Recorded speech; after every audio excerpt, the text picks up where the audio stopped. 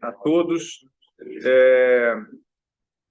Satisfação que nós reiniciamos os nossos trabalhos aqui na nossa Semana Lisboeta. E hoje, para nossa alegria, nós contamos com mais uma expansão do quadro de interação acadêmica que esse curso nos proporciona, né? Para além dos limites da Universidade de Lisboa, nós temos aqui a presença do professor Jorge Pereira da Silva, da Universidade Católica, que, com toda a gentileza, se dispôs a se juntar a esse curso para compartilhar conosco o seu conhecimento, para compartilhar conosco as suas impressões e as suas reflexões acerca de um tema que é bastante interessante, ainda que no campo do direito brasileiro pouco desenvolvido, que seja alvo de pouca atenção, que é exatamente a questão da reserva de administração, da reserva de ato administrativo. O nosso painel dessa manhã diz exatamente com a relação entre a lei parlamentar e a reserva de ato administrativo. Então, mais uma vez, agradecendo muitíssimo a disponibilidade e a atenção do professor Jorge Pereira da Silva para conosco, eu passo a palavra à Sua Excelência para a sua exposição. Muito obrigado, professor. Obrigado, eu. Muito bom dia. Enfim, é com grande gosto que aqui estou. Enfim, que acedi ao convite amigo do professor Carlos Blanco Moraes, que ainda, enfim, possível se disponibiliza a ouvir as minhas notas esta manhã. Não tenham elevadas expectativas acerca daquilo que eu vou dizer, porque eu vou essencialmente contar um conjunto de casos, em alguns casos até um pouco caricatos, que sucederam ao longo dos anos em Portugal e que revelam de facto que este problema das tentações do legislador em decidir casos concretos através de atos legislativos pode muitas vezes ser problemático e inclusivamente levar à violação do princípio da separação de poderes. Princípio da separação de poderes que eu, enfim, começaria por dizer que no caso português se coloca eventualmente de uma forma um pouco diferente do caso brasileiro, porque claramente a classificação típica de três poderes, do poder legislativo, executivo e jurisdicional, que nós herdamos de Montesquieu, não explica cabalmente a Constituição portuguesa. Claramente, o Presidente da República em Portugal não tem poder executivo, a sua função explica-se melhor através da ideia de Benjamin Constant de um poder moderador.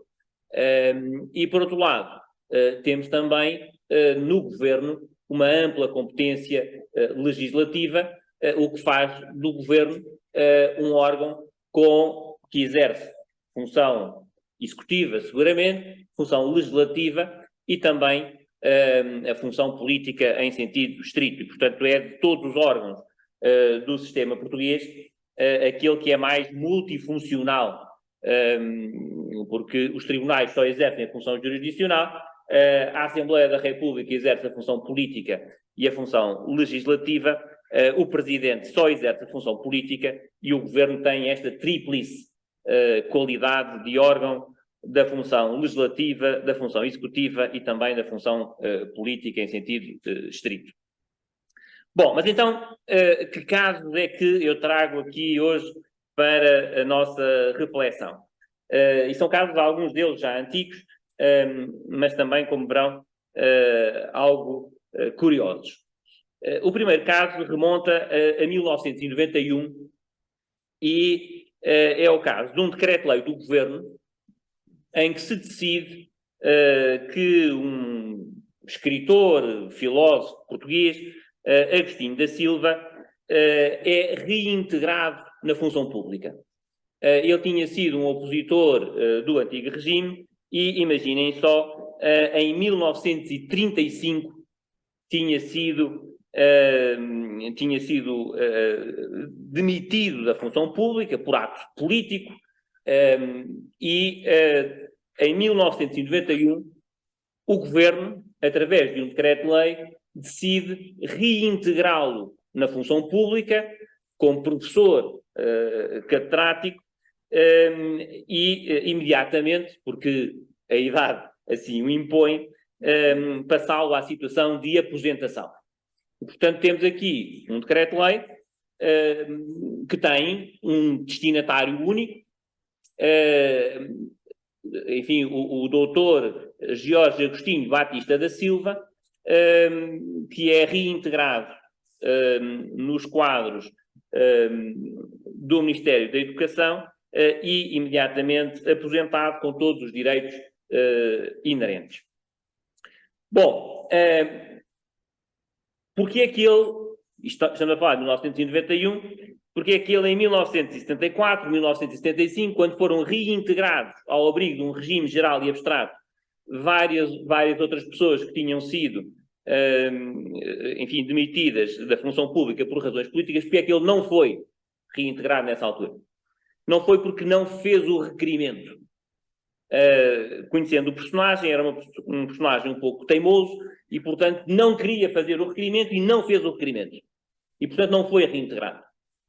E chegou a 1991, já com a idade avançada, e, suponho eu, estava numa situação difícil, precisaria de uma reforma, e o Governo reintegrou e reformou, eu não diria contra a sua vontade, mas mantendo, digamos assim, o princípio de que ele não queria ser reintegrado e, portanto, nunca fez o requerimento. Portanto, a questão é esta, um requerimento que ele podia ter feito em 1974, 75, não fez, e fez um decreto-lei individual e concreto em 1991.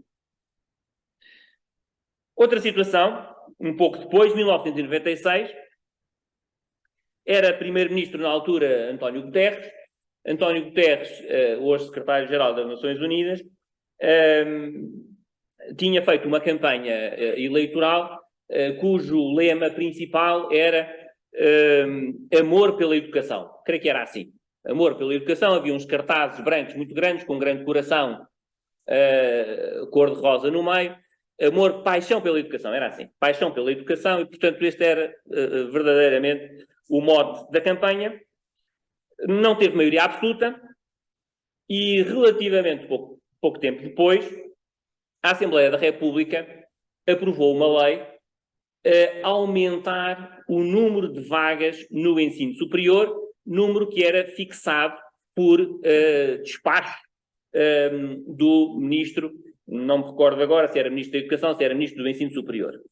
Portanto, vamos supor que o ministro fixou em 30.000 as vagas que nesse ano iriam a concursos para acesso ao ensino superior, e a Assembleia da República, em que toda a oposição se juntou e disse basicamente, bom, mas então não tinham paixão pela educação, tem que abrir o número de vagas na universidade, e fez uma lei em que alargou o número de vagas naquele ano letivo em concreto, o ano letivo 96-97,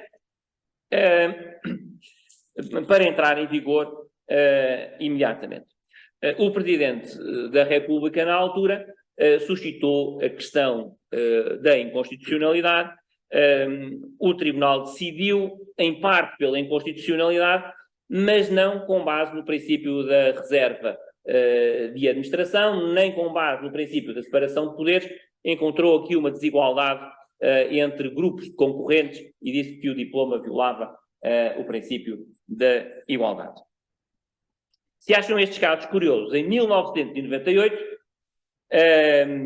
com o mesmo governo, e portanto, novamente, um governo sem maioria absoluta na Assembleia da República, em que toda a oposição unida podia efetivamente aprovar leis contrárias à vontade do governo, o que se passou aqui foi o seguinte: o governo implementou um plano de construção de autoestradas, em que algumas dessas autoestradas não tinham cobrança de portagem ao utilizador.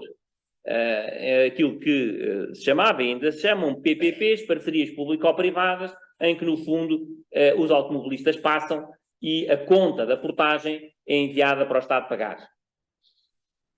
Bom, acontece que aqui na zona do Oeste, na zona de Torres Vedras, Bom Barral, um grupo de agricultores cortou a autoestrada, dizendo basicamente, bom, se noutros pontos do país não pagam portagem, nós aqui também não queremos pagar portagem. Houve ampla cobertura noticiosa, enfim, queixas de discriminação das populações, diria, rurais daquela zona, relativamente a outras populações que passavam a ser servidas por autoestradas sem ter que pagar, sem que o utilizador tivesse que pagar, e a Assembleia da República voltou a aprovar uma lei em que eliminou a portagem naquele troço da autoestrada Torres Vedras Sul, Bom Barral, e obrigou, no fundo, ou mudou as bases da concessão, uma vez que a empresa concessionária iria perder ali uma receita relativa àquelas portagens. No mesmo ano, um outro caso curioso, desta vez não uma lei da Assembleia da República, mas um decreto-lei. Só para referir,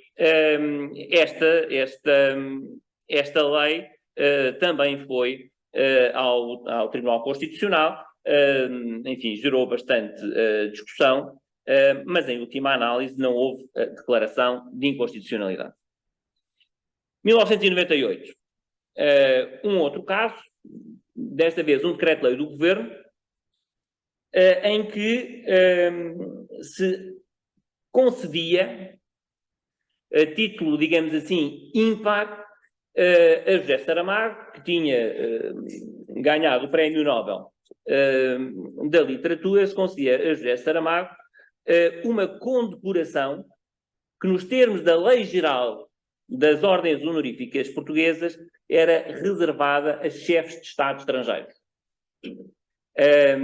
Estamos a falar do grande colar da Ordem Militar de Santiago e Espada, que nos termos do regime geral, como disse, era reservada a chefes de Estado estrangeiros, e que, considerando, enfim, a importância, a relevância do Prémio Nobel de José Saramago, o Governo decidiu também, através de decreto-lei, derrogar o regime geral e atribuir, por decreto-lei, digamos assim, execuível a si mesmo, só, enfim,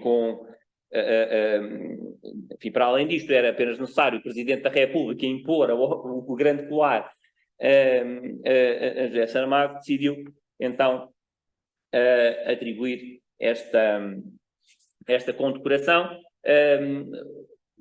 referindo-se a este propósito de acontecimento ímpar. Esta referência, como é evidente, tem que ver com a questão de saber se as leis individuais e concretas, como é o caso desta, não são, por definição, violadoras do princípio da igualdade. Não serão se o acontecimento for ímpar, não é? Como de facto se tem revelado até hoje. Nunca mais nenhum português ganhou um prémio Nobel, seja da literatura, seja de outra coisa qualquer. Ainda um outro caso, este 2007, mas que é, em bom rigor, um caso que já vem de trás e que em 2007 até já estava em vias de resolução. Estamos a falar da lei da televisão. Há uma lei da televisão que regula a atividade televisiva e que regula também o serviço público de televisão. A Constituição portuguesa prevê a existência de um serviço público de televisão e há, basicamente, duas grandes teses acerca do serviço público de televisão. Há quem entenda que o serviço público deve ser prestado por uma operadora, há quem entenda que o serviço público pode referir-se a programas e em que vários operadores concorrem, digamos assim, ao fornecimento de programas de serviço público. A orientação portuguesa sempre tem sido a de concessionar o serviço público de televisão a uma operadora e, em particular, à operadora pública, à RTP, Rádio e Televisão Portuguesa. O que acontece é que o ato de concessão do serviço público consta da própria lei. Ou seja, em vez de se prever um concurso público e de vários operadores concorrerem, a lei decide logo essa questão e, portanto, prevê um contrato de concessão, mas prevê também, digamos assim, o concorrente ganhador, sem nunca verdadeiramente ter concorrido a coisíssima nenhuma.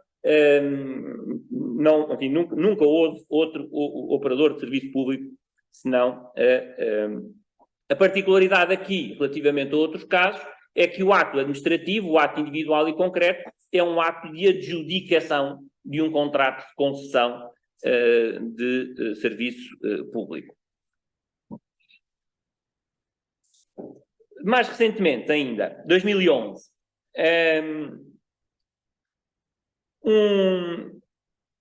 uma lei da Assembleia da República, enfim, corria em Portugal uma grande discussão e uma grande contestação sobre a implementação de um modelo de avaliação dos professores. Os professores, enfim, uma classe sindicalizada, bastante ativa, estavam na rua a contestar. O governo estava a procurar implementar esse modelo de avaliação dos professores e a Assembleia da República mandou parar. E quando eu digo mandou parar, mandou suspender o atual modelo de avaliação do desempenho docente, que constava de um decreto regulamentar. Aqui, atenção, não é propriamente um ato individual e concreto, é um regulamento, mas é claramente um regulamento do governo. Mandou suspender este modelo, mandou o governo iniciar um processo de negociação sindical tendente à aprovação de um novo enquadramento legal e definiu um regime transitório até se chegar a um novo regulamento. E, portanto, o que é interessante neste caso é a Assembleia ter dado uma ordem ao Governo relativamente a uma política que o Governo estava a conduzir, numa luta, num braço de ferro com os professores, mandou o Governo negociar com os sindicatos e, portanto, reunir com os sindicatos em sede de concertação social e definiu um regime transitório. Bom, estes são os casos. Enfim, haveria ainda outros casos igualmente curiosos que podiam ser invocados. Bom, o que dizer aqui sobre estes casos? Bom, em primeiro lugar, há uma grande diferença entre este tipo de decisões quando tomadas pelo Governo e este tipo de decisões quando tomadas pela Assembleia da República. Pela razão simples que a Assembleia da República não tem competências administrativas nenhumas, com exceção daquelas competências instrumentais que o Presidente da Assembleia exerce relativamente aos funcionários da Assembleia. Portanto, aqueles chamados atos em matéria administrativa. A Assembleia da República não tem competências administrativas e, portanto, quando estas decisões são da Assembleia da República, temos que colocar a questão em termos de separação de poderes. Quando estas decisões são tomadas pelo Governo, o Governo tem ambas as competências. Tem competência legislativa e tem competência administrativa. E, portanto, a questão não se coloca em termos de separação de poderes propriamente dita, embora se possa colocar noutros termos. Dizer também que a grande questão foi formulada já em tempos idos pelo professor Jorge Miranda nos seguintes termos: será que na Constituição Portuguesa está consagrado um sentido material de lei? Isto é, será que a Constituição impõe que as leis tenham conteúdo, se não geral e abstrato, pelo menos geral? Será que é indissociável do conceito constitucional de lei a generalidade? E depois, na tese oposta, a lei como, digamos assim, forma aberta a uma pluralidade de conteúdos. A tese do professor Jorge Miranda é uma tese relativamente isolada. A generalidade da doutrina inclina-se para a possibilidade de inserir na lei, desde que, naturalmente, isso não represente violação do princípio da separação de poderes, diversos conteúdos e, em particular, conteúdos não normativos. Bom, e o Tribunal Constitucional? O Tribunal Constitucional, cuja competência para fiscalização é incidente apenas sobre normas jurídicas, o Tribunal Constitucional tem ou adota aquilo que se chama um conceito funcional de lei. Aceita fiscalizar leis, mesmo que elas não tenham conteúdo normativo. Isto é, mesmo que elas contenham atos individuais e concretos, com o argumento de que o que importa, sobretudo, é o padrão de validade. E, portanto, se o padrão de validade for a Constituição, se no fundo nós tivermos uma lei, se acima com padrão de validade só temos a Constituição, nós não temos que averiguar se o conteúdo dessa lei é normativo ou não normativo. O Tribunal aceita fiscalizar. Curiosamente, quando não existe forma legislativa, aí o Tribunal exige generalidade. E, portanto, se já tivermos um regulamento, uma forma regulamentar, aí o Tribunal vai verificar, para se declarar competente ou incompetente, vai verificar se o conteúdo é normativo. O que significa, em última análise, que o chamado conceito funcional de lei não é um conceito, são dois, porque é um relativamente aos atos com forma legislativa e outro relativamente aos atos com forma regulamentar. Para terminar, chamo apenas a atenção para um preceito que é muito importante neste domínio da nossa Constituição, que é o artigo 268, número 4.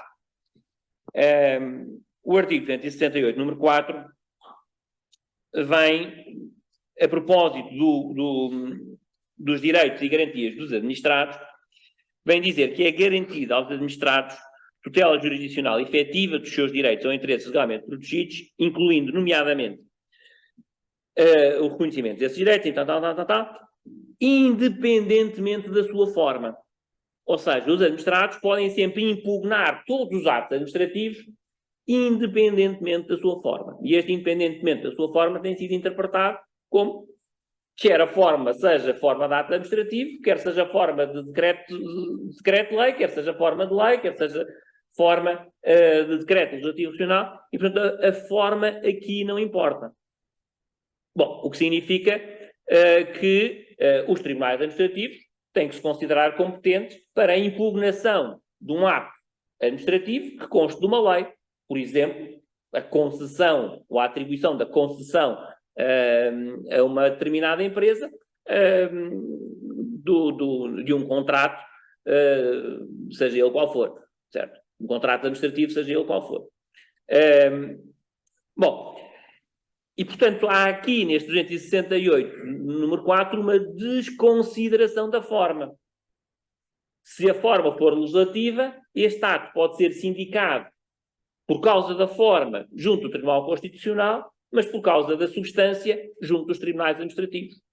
Portanto, tem aqui uma dupla sindicabilidade. É claro, o professor Jorge Miranda interpreta este número 4 em defesa da sua tese, dizendo que cá está a prova de que aquilo que conta é a substância e não a forma. Ele chega inclusivamente a dizer que se o conteúdo é individual e concreto, se é de ato administrativo, o Tribunal Constitucional se devia declarar incompetente para conhecer destas questões. Enfim, e era basicamente, também para não roubar aqui tempo à segunda parte, o que eu tinha para lhes dizer, e como vêem, enfim, muito simples, apenas um conjunto de casos que se vão colocando ao longo da história, e que revelam, enfim, também a vulnerabilidade dos governos que não têm maioria absoluta no Parlamento. Os governos que não têm maioria absoluta no Parlamento sujeitam-se a estas coligações estratégicas da oposição no seu conjunto para aprovar leis e para forçar o governo a tomar determinadas decisões. Sendo que o Tribunal Constitucional também não tem sido aí, de facto, muito firme e aceita, digamos assim, que o legislador expanda a sua área de atuação, vinculando o governo, desde que exerça a sua função legislativa disciplinando a matéria em termos substantivos. O Tribunal já não aceitou, por exemplo, neste exemplo que eu lhes dei aqui dos professores, já não aceitou que a Assembleia desse uma ordem ao Governo sem ter disciplinado o regime da avaliação dos professores. Porque, no fundo, a Assembleia tinha duas hipóteses. Como fez, dizer ao Governo para tratar do assunto, mas como tinha feito até aí, não, ou a Assembleia, ela própria, disciplinar o regime de avaliação dos professores, coisa que a Assembleia também não queria fazer, certo? Porque isso seria desgastante do ponto de vista político. E, portanto, aí o Tribunal não aceitou. Dizia, se a Assembleia quiser ela própria disciplinar o regime de avaliação dos professores, à vontade. Não pode é dizer ao Governo que o regulamento que fez não serve e fazer outro, depois negociar com os sindicatos. Mas, enfim, muito obrigado, fico à vossa disposição, mas acho que agora queremos ouvir o professor Carlos Orrebarro. Muito obrigado.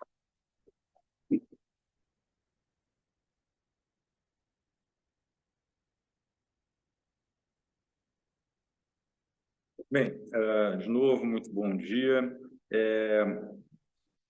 A minha exposição sobre esse tema será certamente menos rica em exemplos e em casos que essa que vem de apresentar o professor Jorge Pereira da Silva. Exatamente porque, como comentava ontem, inclusive, com o professor Fernando Dias Menezes de Almeida, nosso titular de direito administrativo, essa discussão da reserva de administração, da reserva de ato administrativo no Brasil, ela é bastante reduzida, né? Ela tem um alcance muito mais limitado do que aquele que se verifica na experiência portuguesa. E essa razão, e a razão dessa reduzida amplitude da discussão desse tema é exatamente a diferença evidente que desde ontem se manifesta nas nossas disposições da organização dos poderes no Brasil e em Portugal, né? A grande questão que se coloca no caso português, como há pouco bem demonstrado pelo professor Jorge Pereira da Silva, é exatamente essa relação entre parlamento e governo, né? Essa relação que, como há pouco dito, em alguns casos gera confrontos, gera conflitos, porque os governos são governos minoritários que acabam sendo, muitas vezes, entre aspas, emparedados por maiorias ocasionais que lhes impõem algum tipo de política pública, algum tipo de atuação.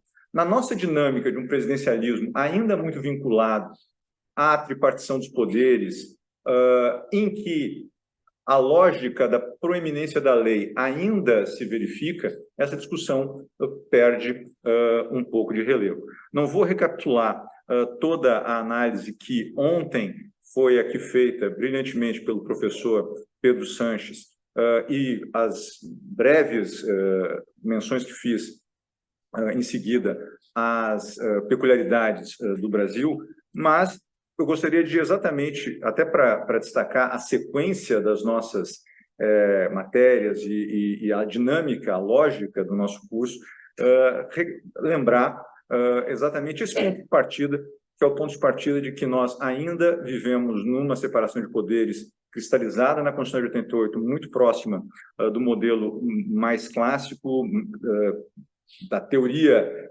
idealizada lá pelo Montesquieu, que dá a proeminência da lei. A lei é a medida de atuação dos demais poderes, a lei é a medida da democratização da administração pública, da democratização do judiciário, que reflete a vontade dos representantes eleitos do povo, e assim por diante. E aí, no contexto da proeminência da lei no sistema brasileiro, né, não se consegue compreender o ato administrativo como não subordinado à lei, como não vinculado completamente às disposições que emanam do legislador, né? Não é possível identificar uma área de produção do ato administrativo que afaste a possibilidade de disposição legal.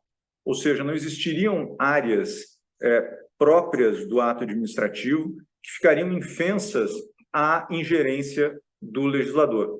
O legislador, ele, por ser o responsável pela produção do ato que orienta a produção do ato administrativo, acabaria, portanto, tendo condições de fazer com que esse conteúdo fosse condicionado, fosse, enfim, modificado. Essa compreensão, ela fica muito clara nos conceitos que a doutrina administrativista brasileira dá de ato administrativo, né? Todos esses conceitos vinculados à ideia de lei, né? O ato administrativo é a declaração de vontade, é a manifestação de poder, enfim, a expressão que o autor usa, mas sempre subordinado à lei, vinculado à lei, pautado na lei, em cumprimento à lei, nos limites da lei, e assim por diante, né? É comum a comparação entre o ato administrativo e a sentença como atos que se colocam subordinados à lei para a realização concreta dos seus desígnios, para a realização concreta das suas orientações, né? Não há, portanto, no Brasil, campos indisponíveis para o legislador e reservados exclusivamente aos atos administrativos. Não há uma reserva de ato administrativo propriamente dita que afete o poder do legislador, uma reserva de administração que afete as competências, as funções do legislador. A jurisprudência do Supremo Tribunal Federal, inclusive, ela reconhece que a lei pode se substituir ao ato administrativo, né? E isso é bastante comum, aliás. Ontem o professor Elival mencionava a questão das concessões de pensões, muito semelhante ao caso há pouco mencionado pelo professor Jorge Pereira da Silva, em que realmente as leis são atos de efeito concreto e em tudo são equiparadas pelo Supremo Tribunal Federal ao ato administrativo, né? O Supremo Tribunal Federal, ele reconhece, repito, essa possibilidade de a lei se substituir ao ato administrativo quando chancela a edição de leis de efeito concreto, equiparando essas leis de efeito concreto a ato administrativo, inclusive para fins de impetração de mandado de segurança, como a gente pode depreender a contrário do senso da súmula 266 do Supremo, que fala que não cabe mandado de segurança contra a lei em tese, né? Se não cabe contra a lei em tese, é porque contra a lei com efeito concreto cabe, né? E é exatamente porque se tem aí um ato administrativo produzido pelo parlamento, né? É verdade que a jurisprudência do Supremo Tribunal Federal e do Superior Tribunal de Justiça, a jurisprudência desses dois tribunais utiliza a expressão reserva de administração, né? O que faz com que nós tenhamos de investigar, que nós tenhamos de descobrir em que sentido é empregada essa expressão na jurisprudência do Supremo e na jurisprudência do Superior Tribunal de Justiça, né? Do exame dos poucos precedentes do Supremo que fazem menção à reserva de administração, é possível muito claramente concluir que ela é associada, essa expressão reserva de administração, ela é associada ao exercício de competências políticas exclusivas, próprias, típicas do chefe do Poder Executivo enquanto chefe da administração pública. como no caso da nomeação de ministro de Estado, por exemplo, né? Mas essa, entre aspas, reserva de administração a que se refere o Supremo Tribunal Federal tornaria a matéria infensa ao controle jurisdicional, né?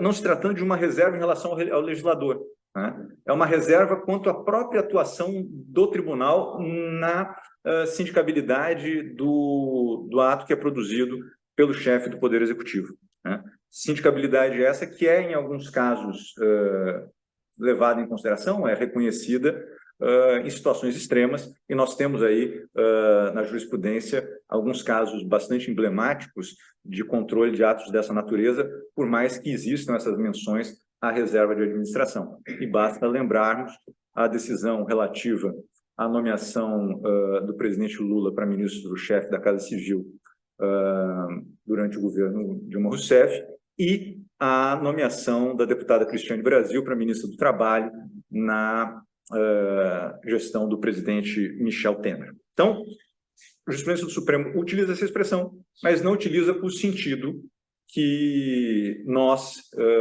estamos aqui a enfrentar, o sentido que nos interessa nessa manhã, em que estamos num curso voltado à análise da lei e da manifestação do legislador. Nos precedentes do STJ, se vocês forem colocar essa expressão lá no buscador de precedentes do STJ, nos precedentes do STJ, a reserva de administração, entre aspas, ela é utilizada para indicar um campo de discricionariedade do administrador, né?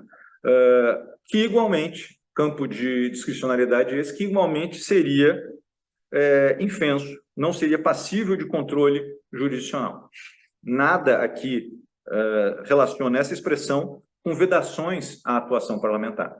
Então, tanto na jurisprudência do Supremo quanto na jurisprudência do STJ, a expressão dessa reserva é uma expressão voltada, por assim dizer, à autocontenção do tribunal no exercício da sua função frente à atuação administrativa do Executivo, do que efetivamente um limite imposto ao legislador para a produção de lei.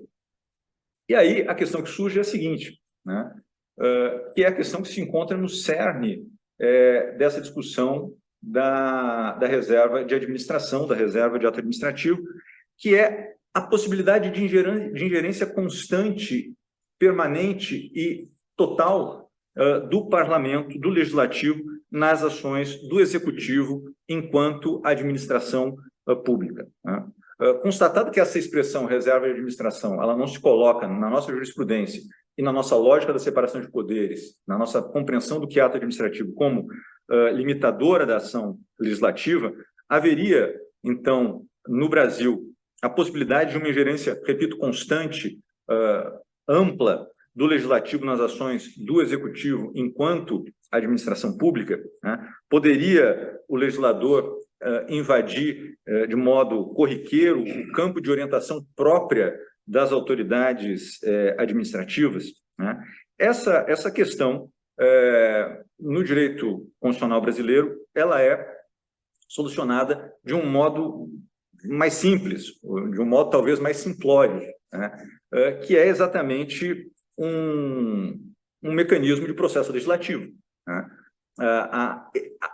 A forma como o legislador de 1980, como o Constituinte de 88, a forma que ele entendeu como hábil a evitar essa ingerência ampla, a trava que a Constituição de 1988 coloca para evitar essa exagerada ingerência, ela está exatamente no processo legislativo, né? Não é uma discussão sobre campos de atuação propriamente dita de um poder ou de outro, mas sim limitações na produção das normas e do modo como essas normas são produzidas. E aí eu me refiro exatamente às nossas normas constantes do parágrafo 1º do artigo 61 da Constituição de 1988, que dizem com as competências, as competências de iniciativa legislativa privativa do presidente da República, numa dicção que se projeta para os estados e para os municípios por força da jurisprudência do Supremo Tribunal Federal, que entende serem essas normas de observância obrigatória, né? Todas as questões relevantes da administração pública estão compreendidas nos incisos do parágrafo 1º do artigo 61 da Constituição. Todas elas são de iniciativa privativa do chefe do Executivo. De modo que o legislador só dispõe sobre elas se houver um aceno inicial, se houver uma manifestação inicial, um ato de poder inicial do chefe do Executivo, do chefe da administração. E ainda se coloca uma outra trava de processo legislativo nessa possibilidade de ingerência do Legislativo no Executivo, quando se afirma que não se pode ter aumento de despesa por emenda parlamentar nos processos de iniciativa legislativa privativa do chefe do Poder Executivo, né? Esse é o principal foco de tensão entre administração e legislativo, né? Tanto que, se vocês forem fazer uma pesquisa na jurisprudência do Supremo, nas ações diretas de inconstitucionalidade ajuizadas por governadores de Estado, né, vocês verificarão que a grande maioria delas diz com questões administrativas e diz com questões de vícios de iniciativa legislativa privativa, né? E aqui eu estou diante do professor Olival, que foi durante muitos anos procurador-geral do Estado de São Paulo e pode atestar a veracidade daquilo que eu estou dizendo, né? A questão se coloca no plano do processo legislativo e não no campo do âmbito de atuação constitucional de cada um desses poderes, né? Entretanto, a partir de 2001, nós temos no direito brasileiro um campo, sim, de livre disposição do administrador, que fica infenso à ingerência, à interferência da lei do parlamento, né? E eu me refiro exatamente a um dispositivo que foi alterado pela emenda constitucional número 32 de 2001, a emenda constitucional 32 de 11 de setembro de 2001, a emenda que promoveu a grande reforma do regime jurídico constitucional das medidas provisórias, né? Houve uma reestruturação das medidas provisórias, do artigo 62, uma série de procedimentos, travas à edição das medidas provisórias pelo presidente da República, a questão do trancamento da pauta das casas legislativas, enfim, um rearranjo da medida provisória, mas, em compensação, se deu um campo de disposição livre, autônomo para o presidente da República, né? Que foi exatamente a reforma introduzida no no inciso 6º do artigo 84 da Constituição Federal, que arrola as competências privativas do presidente da República, né? E aí eu estou mencionando exatamente toda a discussão em torno do decreto autônomo, que permite que o presidente, de maneira própria, de maneira exclusiva, disponha sobre organização e funcionamento da administração federal, quando não implicar aumento de despesa, nem criação ou extinção de órgãos públicos e extinção de funções ou cargos públicos, quando vagos, né? E essa emenda constitucional número 32, ela promoveu uma alteração também no artigo 48, né? Ontem eu conversava com o professor Fernando e ele lembrava que o artigo 48 é muito claro ao deixar o parlamento habilitado a editar normas sobre qualquer assunto, né? O parlamento tem ali uma grande disposição, dentro das competências legislativas próprias da União, obviamente, uma grande liberdade para atuar. Pois, restringindo essa liberdade de atuar do parlamento, a emenda constitucional número 32 modificou também o artigo 48 para excluir algumas das competências do parlamento e equacionar essas competências com essa nova dicção do artigo 84, inciso 6º da Constituição Federal. E, a partir daí, a jurisprudência do Supremo Tribunal Federal passou a entender que, sim, aquele campo do decreto autônomo ficava infenso à ingerência do Legislativo, né? Ficava livre da intromissão da lei, né? Ainda que não fazendo menção à expressão reserva de lei, que o Supremo utiliza num sentido distinto daquele que nós aqui analisamos, o Supremo reserva de administração, perdão. O Supremo cria uma verdadeira reserva em relação aos decretos autônomos. E eu vou mencionar aqui dois casos. O primeiro caso, surgido logo em 2002, né, poucos meses após a edição da lei, da emenda constitucional número 32 de 2001, o governador do estado do Rio Grande do Sul impugnava uma lei votada na Assembleia Legislativa que reestruturava a Secretaria de Educação do estado. E na linha tradicional da jurisdição constitucional brasileira, o que o governador do estado do Rio Grande do Sul questionava? Vício de iniciativa legislativa. O governador dizia, olha, eu não mandei esse projeto para a Assembleia votou reestruturando a minha administração da Secretaria de Educação. Então, essa lei é inconstitucional. O Supremo declarou a lei inconstitucional, sim, mas não por esse fundamento, né? Nesse precedente de lavra do ministro Gilmar Galvão, o Supremo Tribunal Federal declarou a inconstitucionalidade da lei porque ela continha ali um vício de competência, não de iniciativa legislativa, né? Porque o parlamento não era competente para dispor sobre estruturação da administração pública, matéria que, na forma do artigo 84, inciso 6º da Constituição, a linha A, era privativa do governador do Estado, do chefe do Poder Executivo, né? Então, o que o Supremo diz a administração não pode, né? O legislador não pode dispor sobre a estruturação de órgãos públicos quando essa estruturação, obviamente, não implica aumento de despesa na linha do disposto no inciso A, da linha A do inciso 6º do artigo 84. E o segundo caso que eu vou mencionar aqui em relação ao decreto-lei é o caso da CVM, né? Esse caso da CVM, eu vou ser muito breve, até mesmo porque o professor Zé Levi Melo do Amaral Júnior, se eu não me engano, estava na Casa Civil da Presidência da República à época em que essa matéria da CVM foi destacada e foi editada, né? E a impressão que eu tenho, né, se o professor Zé Levi me permite levantar uma impressão, é que esse decreto foi exatamente editado até para medir os limites de atuação do Executivo no exercício dessa nova competência introduzida pela emenda constitucional número 32. Né? O que fez esse decreto autônomo relacionado à CVM? Reestruturou a CVM. Né? Mas para reestruturar a CVM, esse decreto precisava revogar a lei da CVM. Né?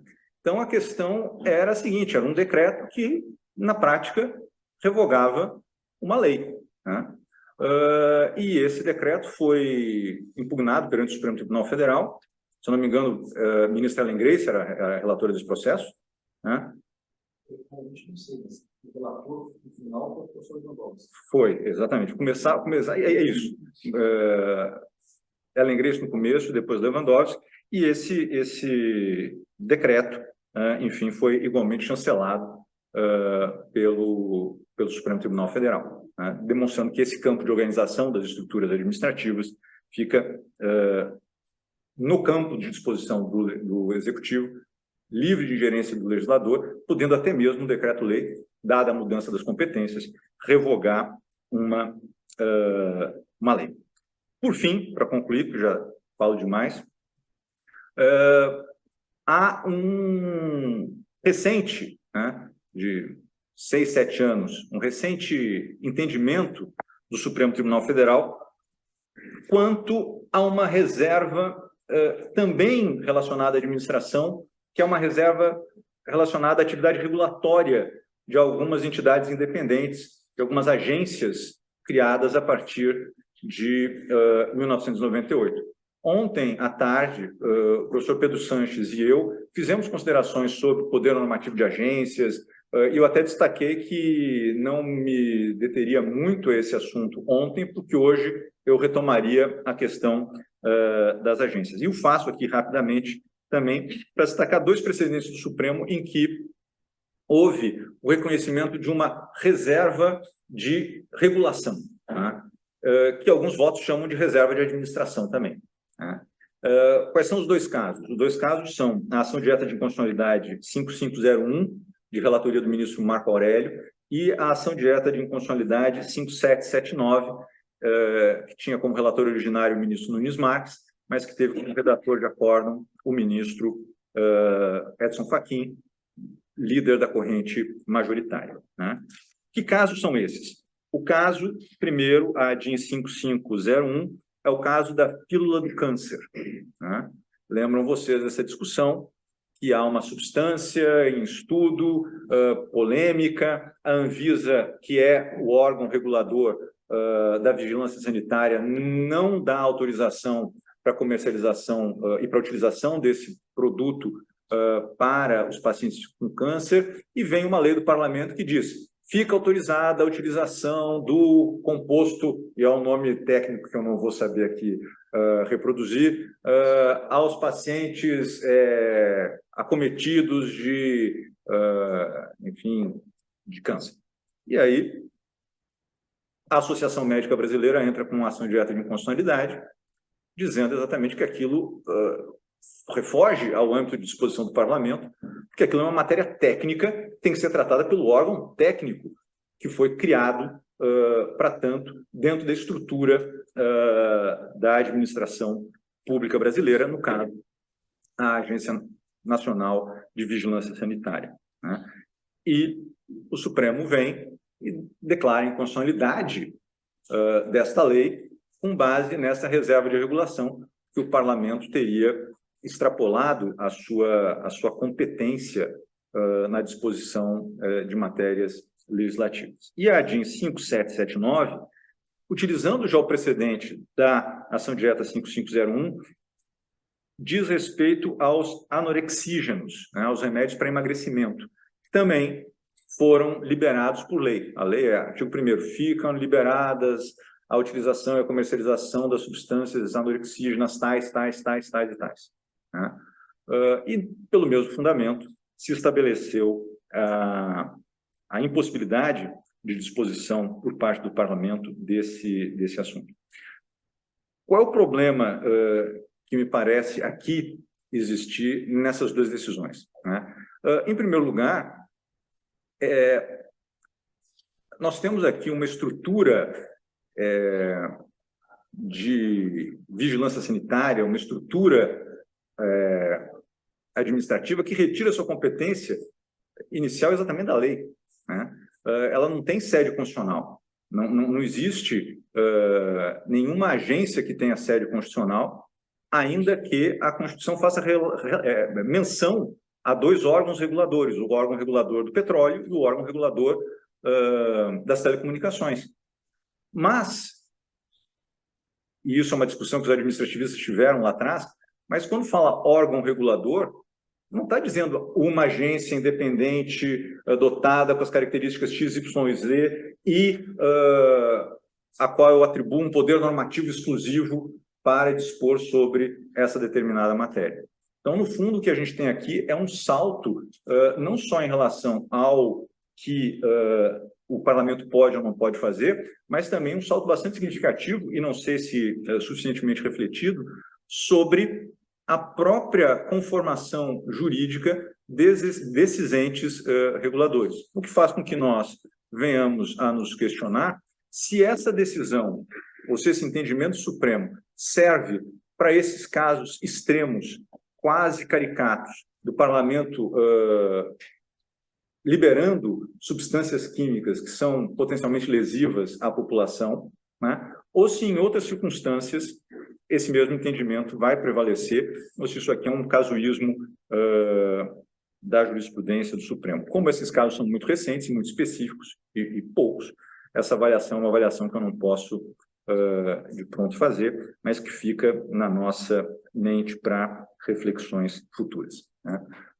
São essas as considerações que eu tinha a fazer sobre esse tema, considerações essas, repito, bastante limitadas, tendo em vista a pouca discussão desse tema na doutrina brasileira, a utilização equivocada da expressão também por parte da jurisprudência do Supremo e do STJ, e a pouca, enfim, experiência concreta desses temas nos nossos tribunais. Muito obrigado.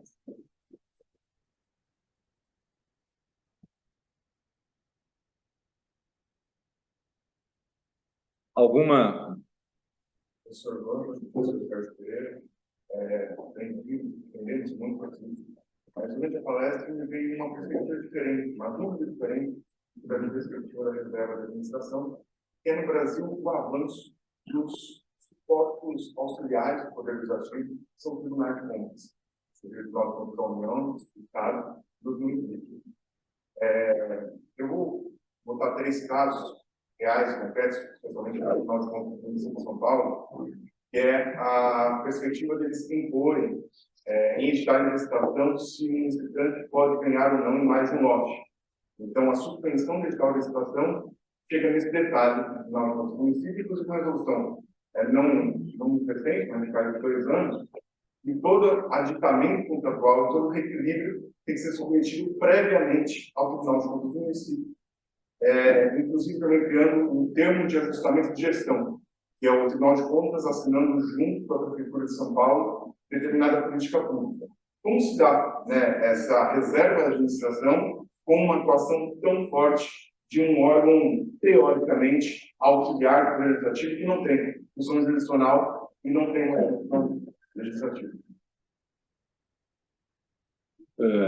Bem, em primeiro lugar, essa questão é relevante, sem dúvida, ainda que ela não implique, como bem foi colocado, uma limitação ao exercício da função legislativa, porque aquela atividade desenvolvida pelos tribunais de contas é uma atividade auxiliar ao legislador no sentido da sua fiscalização, da função fiscalizatória dos parlamentos. A realidade é que, de fato, de uns tempos para cá, os tribunais de contas no Brasil eles têm alterado um pouco o seu foco, né?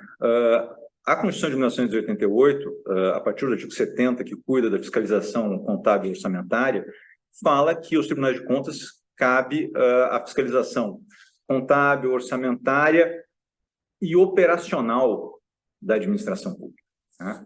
Tradicionalmente, os 2 primeiros aspectos eram os enfatizados pelos tribunais de contas, né?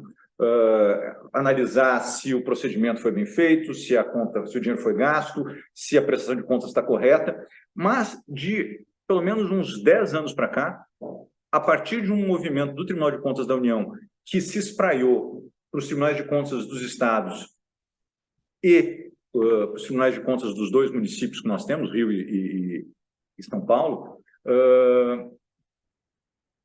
realmente mudou o perfil da atuação dos tribunais de contas, porque a ênfase foi dada a essa função operacional, né?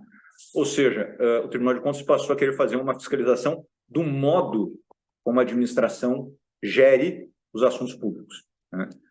Buscando uma maior eficiência, buscando uma maior economicidade, o que gera, obviamente, uma ingerência indevida no campo da administração e no campo da determinação das prioridades das diferentes políticas públicas e do modo como elas devem ser executadas pelo chefe dos respectivos executivos. Me parece que ainda o Supremo Tribunal Federal deve colocar um limite nisso, né? Não existe ainda uma jurisprudência clara do Supremo no sentido de até onde vai essa competência operacional, né? Em alguns casos, já tem sido levada a essa matéria à discussão do Supremo na via do mandado de segurança, contra atos do TCU que determinam determinadas ações por parte do poder público, e não só do poder público, mas também de entidades outras que recebem recursos públicos e que se submetem à jurisdição do TCU, né?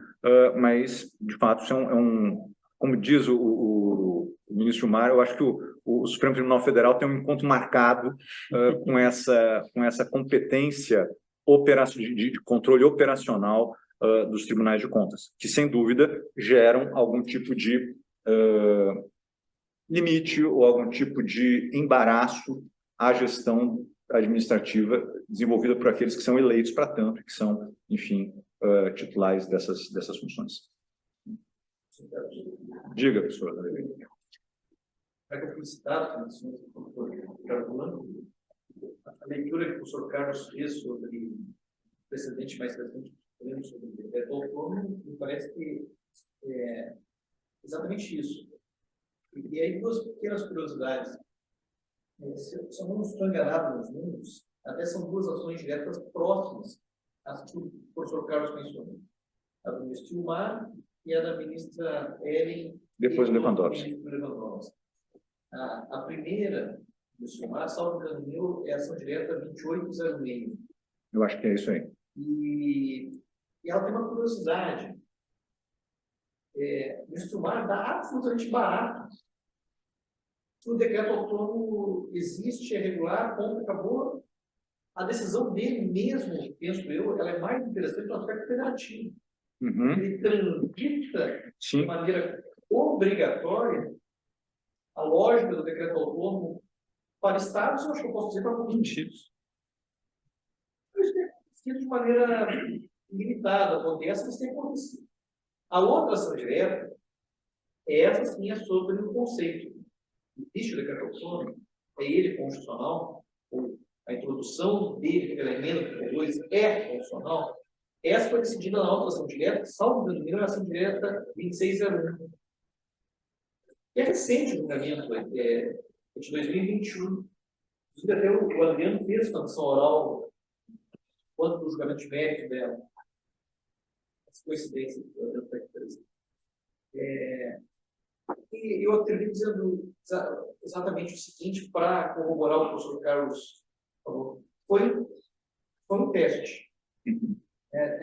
Levado a efeito de maneira deliberada, a pedido de uma das pessoas que participou da elaboração da emenda 32, que foi o então ministro, depois senador, Luiz Nunes Ferreira. Um caso que foi muito interessante, porque teve uma espoleta, vamos dizer assim. O Congresso havia aprovado um projeto de lei alterando a lei da CVM, sem iniciativa presidencial. Então, a determinação do então secretário-geral da presidência foi de estudar o veto dos dispositivos que requeriam iniciativa presidencial e, no mesmo Diário Oficial da União, publicar uma medida provisória recuperando os dispositivos em matéria de lei e um decreto autônomo recuperando os dispositivos em matéria de decreto autônomo, porque na prática o que estava acontecendo ali era um decreto revogando uma lei, como o professor Carlos falou. Perfeito. Diga. Bom dia a todos e todas. Apenas também agradecer também a transmissão de conhecimento na mesa. E apenas para tentar contribuir um pouco com o debate, teve um caso prático na cidade de São Carlos, a qual inclusive é onde está o USP de caso da pílula de câncer, em que o procurador-geral do Ministério Público ingressou com uma ação de declaração de constitucionalidade de uma lei municipal que atribuía uma gratificação de servidores públicos denominada Prêmio SUS, né? E, inclusive, eu, como advogado do sindicato dos servidores públicos, tentamos ingressar nessa ação como amigos públicos, mas não fomos aceitos. Mas o fato é que e o ponto da declaração de constitucionalidade era que essa lei tinha sido de iniciativa do Legislativo e não do Executivo Municipal. E foi assim o entendimento do Tribunal de Justiça do Estado de São Paulo, de que a lei foi declarada inconstitucional com efeito ex-cum, né? E porque tinha sido de iniciativa do Legislativo, ele criava um custo na folha de pagamento para o Executivo e, portanto, foi declarado inconstitucional. E a observação que eu faço, e aí só para refletir, é que me parece que é um vício assim, absoluto. Por quê? Tanto o Executivo quanto o Legislativo apresentaram suas defesas na declaração de constitucionalidade no sentido de deixar válida a legislação. Então, de quem era a competência, o Executivo, que tinha competência para editar aquela lei, estava tentando convalidar o ato em ato porque ele defendeu a manutenção daquela legislação que criava aquele benefício. E ainda assim o tribunal entendeu pela inconstitucionalidade mesmo tanto o legislativo como o executivo, dependendo da validade daquela norma que tinha a iniciativa privativa do executivo por criar custos da folha de pagamento. Né? Então, é uma reflexão para contribuir com o caso da esfera municipal, e também nesse sentido, então, que me parece que há um entendimento de ser um vício de iniciativa absoluto, que não tem como convalidar o ato, né? Mesmo que os dois poderes ali em questão estavam defendendo a validade daquela norma, naquele sentido. O resultado final foi pela declaração de constitucionalidade da lei municipal, pelo vício da iniciativa legislativa. Não, inclusive só para isso de fato é um vício grave que já é objeto de enfrentamento na jurisprudência do Supremo. Existia uma súmula do Supremo, a súmula número 5, que dizia que a sanção convalidava o vício de iniciativa. E essa súmula foi cancelada pelo Supremo. O Supremo entende que, ainda que o chefe do Executivo sancione a lei continua sendo inconstitucional. E mesmo que ele venha defender a constitucionalidade da lei em juízo, a lei continua inconstitucional, porque, na sua origem, ela se apresenta como incompatível, como, enfim, violadora dessas regras constitucionais que são, de fato, protetivas da função administrativa, da posição do chefe do executivo como chefe da administração.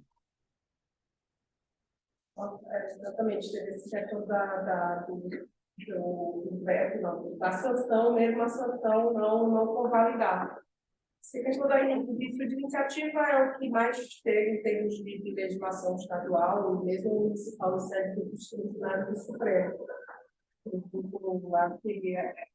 Que aparentemente algumas situações são muito óbvias, quando tem questão de regime jurídico do servidor público, gratificação, aumento de despesa, mas tem algumas situações mais abstratas quando a gente trata de definição de política pública, não é? Quando que a definição ou criação de uma política pública vai entrar numa reserva da administração? Definição de atribuições, entre a legislação traz novas atribuições, isso pode não ter um encargo, um aumento de despesa imediato, mas pode ter uma necessidade de reestruturação administrativa.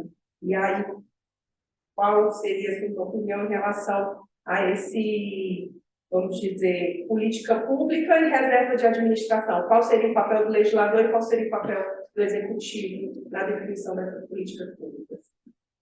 Atribuição de secretaria, por exemplo, sacola plástica, definição de competências das escolas, por exemplo, escolas estaduais, acontece muito, escolas municipais, onde estaria o campo de reserva da administração e qual seria o âmbito de liberdade do legislador para definir a política.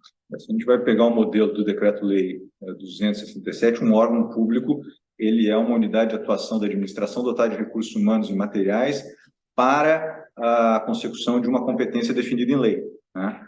Se a lei vem alterar a competência de um órgão público, altera o cerne daquele órgão, afeta o cerne da própria estrutura administrativa. Então, me parece que toda competência nova que se agrega a um órgão, por meio de lei, ela afeta, sim, a administração pública e ela se encontra no campo da reserva administrativa do chefe do Poder Executivo. E mais, se altera a estrutura sem mudança sem ônus financeiro, aí entra no outro campo, que é o campo do decreto autônomo, e aí mais ainda não haveria possibilidade. Então, estruturação, competência, tudo que agrega função para a administração pública e gera que a administração pública tome essa ou aquela posição, ou adote aquela política, me parece que está nesse campo, né? Eu acho que é mais fácil a gente levantar o padrão e proteger mais esse campo do que dizer, não, algumas coisas podem e passam, que são, enfim, políticas públicas, a concretização de um direito fundamental, enfim. Sim, concretiza por via de uma ação conjunta do Executivo iniciando a lei, com o Legislativo votando essa lei e depois com a sanção do chefe do Executivo. Eu lembrei de dois casos que chamaram bastante atenção em São Paulo agora. Né? Um deles, acho que até levou a edição de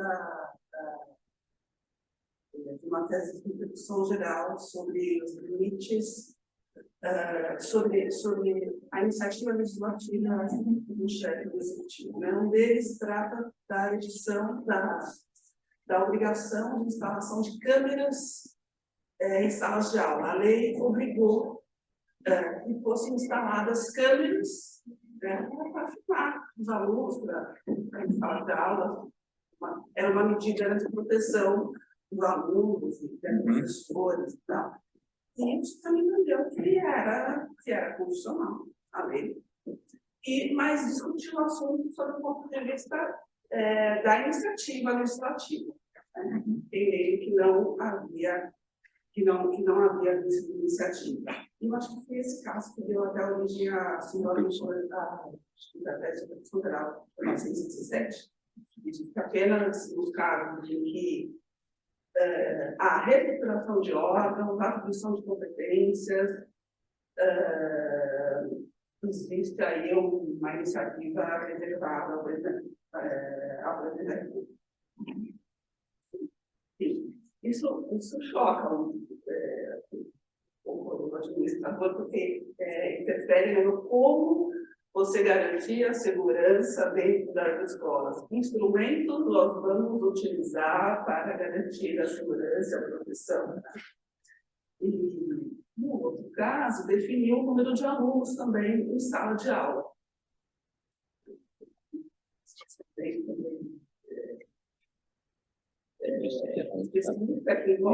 Intencional e abstrato. Um ensino técnico mesmo, o que seria melhor. E ambos foram nessa linha aí de não violar a iniciativa do chefe executivo. Não discutiram da reserva da administração.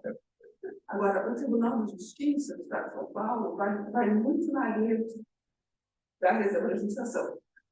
Tem vários casos em que esse termo é utilizado mesmo, né? Mas, enfim, o Tribunal de Justiça. Mas utilizado no sentido de limitador à lei, limitador à Assembleia. Interessante. Limitador à lei. São Paulo afasta muito do vício de iniciativa, sobre a ótica do vício de iniciativa e aplica bastante reserva de administração, muitas questões relacionadas à licitação, a contratações públicas, né? E esse que ela está falando, esse caso das escolas, que realmente da repercussão geral, o Supremo realmente diz que mesmo que haja aumento de despesa,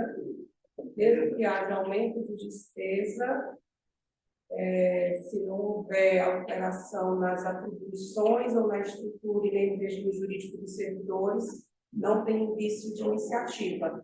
Mas a questão da despesa, acho que vai ser relevante para quando é de iniciativa, a emenda parlamentar não pode aumentar a despesa. É isso mesmo. Mas é difícil você entrar nessa questão, que é estrutura, que é operação que não vai acarretar mudança de estrutura.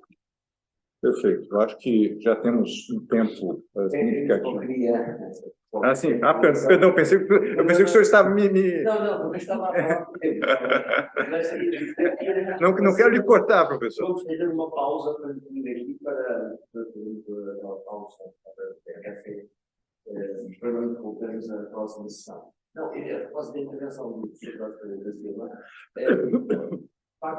pode haver alguma, não sei se concordam comigo, alguma similitude no Brasil, no sentido de que a Justiça Constitucional entende que a lei pode avançar bastante no sentido de pré-ocupar o domínio próprio da administração, a função da sua hierarquia, da sua força, da sua representatividade. A lei parlamentar pode entrar em domínios típicos da administração, seja individual e concreta, etc., na parte de direitos suplementares. E isso foi sempre, digamos, uma constante, sem prejuízo de haver, não a tal reserva de iniciativa do Executivo, mas nós temos também um defeso e respeito à sua organização interna. O Governo tem uma reserva legislativa absoluta, exclusiva, no que toca à sua organização interna. O que é a organização interna? É só a lei do Governo? Não, é a lei também dos Ministérios e, na minha perspectiva, também das direções gerais e das direções de serviços. Portanto, não pode uma lei da Assembleia da República interferir na orgânica das estruturas próprias do governo, ou seja, sob a dependência do governo. Bom, isso foi algo que até agora existiu. Agora, a grande e também a parte dos domínios regulamentares autónomos, quanto à densidade da lei, mas isso é até o fato de suceder. Agora, houve uma tentativa, não sei se o professor Dr. Jorge Pereira concorda, dos dois acordos, citou 2011 e houve outro agora recente, de 2022, de alguma forma, são acordos que foram próximos do outro, onde, como disse, o Tribunal fez um esforço para entender que quando o Parlamento dá injunções ou ordens ao Executivo, não pode fazer, não tem essa função de direção sobre o Executivo.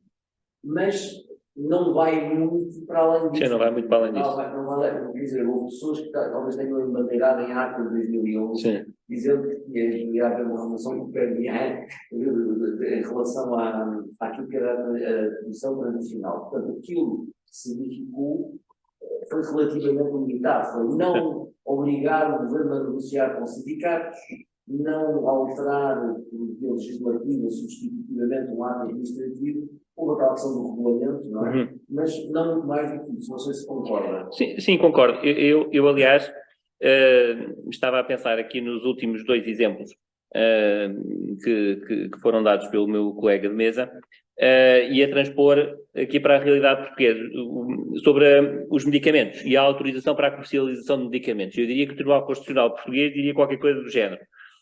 Se a agência independente tomou uma decisão individual e concreta sobre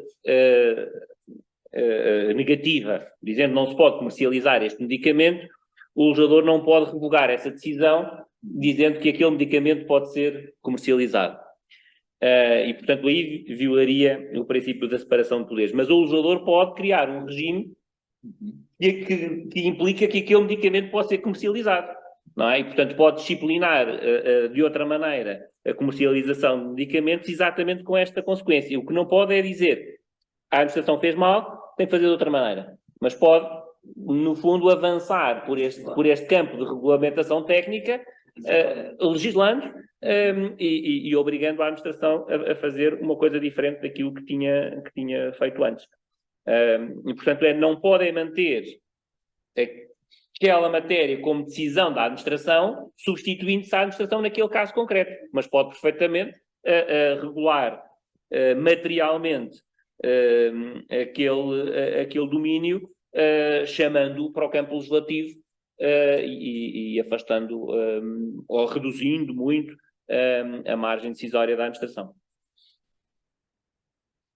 Muito bem, então vamos encerrar por aqui. Eu agradeço mais uma vez a disponibilidade, a generosidade do professor Jorge Pereira da Silva, e aí nós vamos fazer uma pequena pausa, curtíssimo intervalo, porque já estamos aqui um pouco adiantados no nosso horário, ainda que tínhamos começado no horário marcado, para que nós possamos seguir nas nossas atividades dessa manhã. Muito obrigado.